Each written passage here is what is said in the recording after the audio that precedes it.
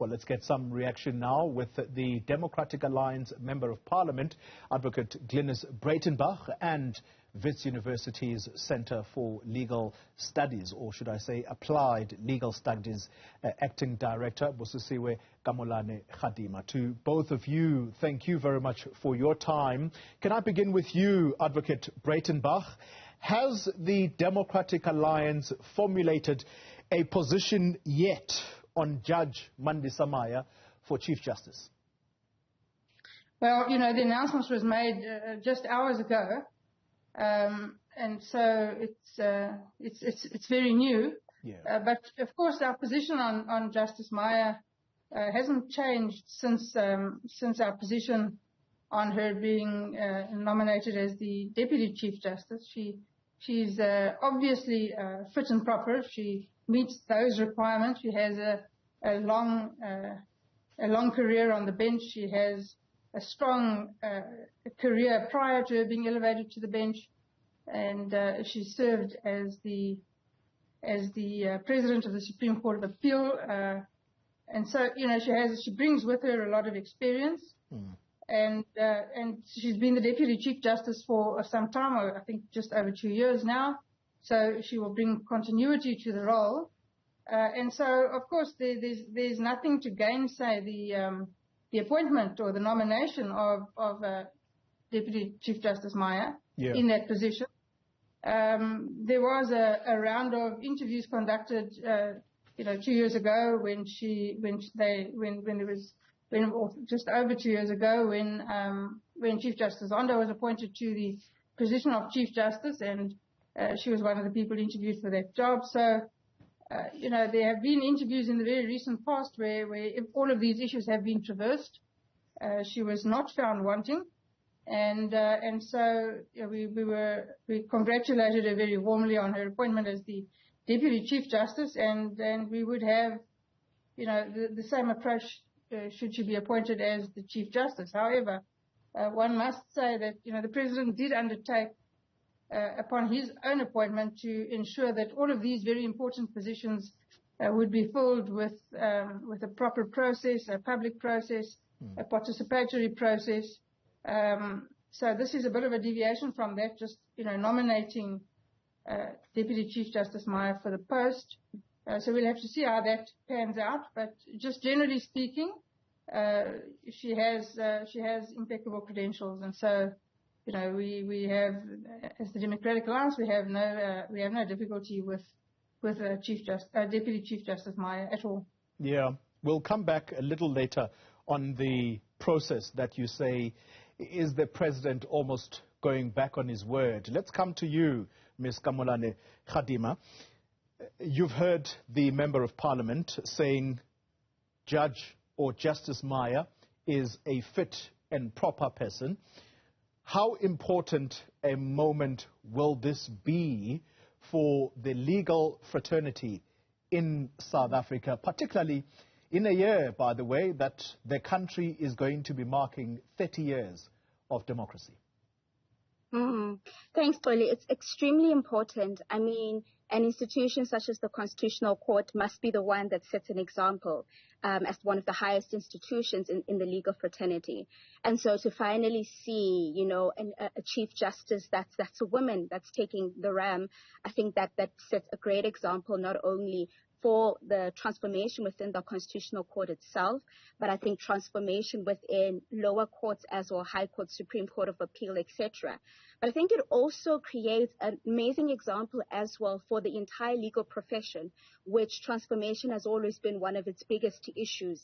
And so really this signals the legal fraternity as a whole starting to go into the right direction, and having really women not only, within the legal profession, but occupying these high positions within the legal fraternity. So I think it's fantastic that we finally, and it's well overdue, that we finally would possibly have the next female Chief Justice. And I mean, Justice Maya's credentials speak for themselves. Yeah. She's had an excellent legal career, well capable, has done a fantastic job at the Supreme Court of Appeal when she was president there. And so really, for us, it's quite exciting to see that we are actually, doing what we had committed to do through our constitutional democracy, and really making them come alive through this appointment, through the symbol of her appointment as well to the highest court in South Africa.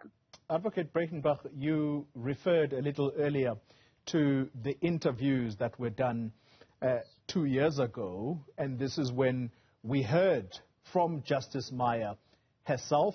She came out very strongly on issues of transformation, and so this is going to be one of those key moments. Is it something that you think is overly done, the constant reference to this is going to be the first woman Chief Justice? She currently occupies the position of Deputy Chief Justice, where, again, that reference was made that she is the first woman to head the position of Deputy Chief Justice. Is there something to be said, perhaps, about credentials of the person, what this person has achieved? Let's actually look away from gender issues for a moment, or do you think that these two actually should go in tandem? No, that's a very difficult question for me to answer, and probably my answer won't be a popular one. At the outset, women have had to overcome many, many hurdles in South Africa. All women have had to overcome many, many hurdles, many disadvantages, and more so, black women, let's face it. So what she has achieved is quite phenomenal. But Justice Maya will be the first person to say, and I fully agree with her, she will be the first person to say, don't be excited because I'm a woman, be excited because I'm capable of doing the job. Yeah. Be excited because I'm the best candidate for the position. And the fact that I'm a woman is so. She's a woman.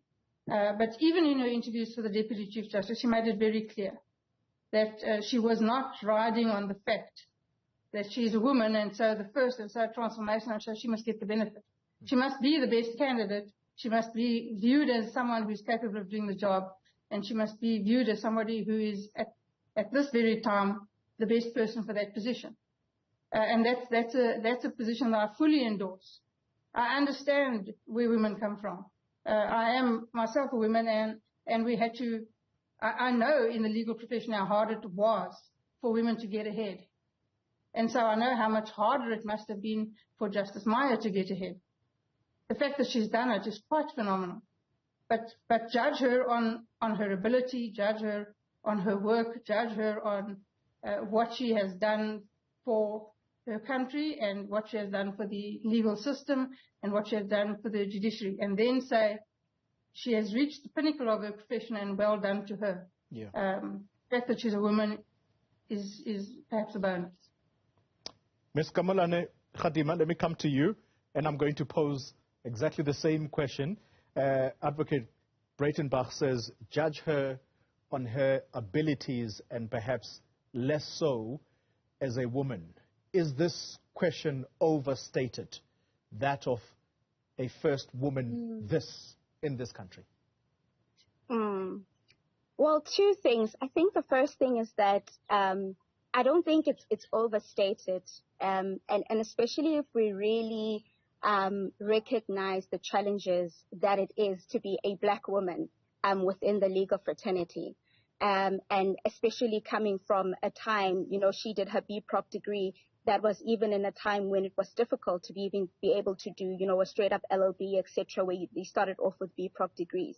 And so looking at all of the history and where she had started from and where she had come from in having to practice law in such a hostile environment that it used to be for black women, at the kind of lack of opportunities, etc. So I don't think it's overstated. And also, 30 years into democracy, as we were saying earlier on, that we're celebrating 30 years of democracy, where we haven't had a woman chief justice or, I guess, in that kind of position. I think it's symbolic, it's completely important for it to signal that how far women have come, firstly, but secondly, also really how much women are really capable of achieving. And with that being said, though, she is an excellent candidate for this job. And by celebrating the fact that she's a woman, by celebrating the fact that she's a black woman, doesn't take away from the fact that she is exceptional, from the fact that she's worked so hard to get to this place and has proven herself and has a track record that speaks for itself. If anything, I think these two things, the fact that she's so brilliant and that she's a woman with all the things that she had to overcome as a woman, are the things that make her who she is. Yeah. And are the things that speak together to say that it is real, that she is really such a great candidate to be Chief Justice in South Africa. So I don't think we can divorce those two things. The fact that the way that she shows up as a woman, as a black woman, with all of the things that she's able to achieve, is something that should be celebrated altogether. But also what it says, as I said earlier on, in what it signals in transformation within the legal profession, as well, so many capable women within this profession, so many women that can do so much in different positions of leadership. And so really signaling that they should be considered for these kind of high positions. They should, be given these kind of opportunities as capable women as well that can contribute to the country. Advocate Breytenbach, briefly, if you can. So the president has made this nomination. You earlier indicated that he had promised a slightly different process that would unfold. So where to from here, and what was it that was expected of the president before perhaps coming to what he has signaled here today? Well, given the president's stance on the appointment of public protectors, on national directors of public prosecutions, and on previous interviews, processes that have been held for such high positions, perhaps there was an expectation that process that would be followed would be a similar process. But on the other hand, this particular nominee, Justice Maya, was interviewed fully, thoroughly, and publicly not very long ago. Nothing has changed. Nothing egregious has emerged in her, or murky has emerged from her past that disqualifies her for the position. So if she was fit for the position of Deputy Chief Justice such a short while ago, one must assume that that the president's thinking is that it's an unnecessary expense to redo that interview process. I would assume that is the reason for his deviation. But there is something to be said for these inclusive and transparent interview processes. All right. Advocate Glynnis Breytenbach is a member of Parliament sitting in the DA benches, and we also had Busisiwe Kamolane-Kgadima. She is from the Wits University's Center for Applied Legal Studies and acting director there. Thank you both for your time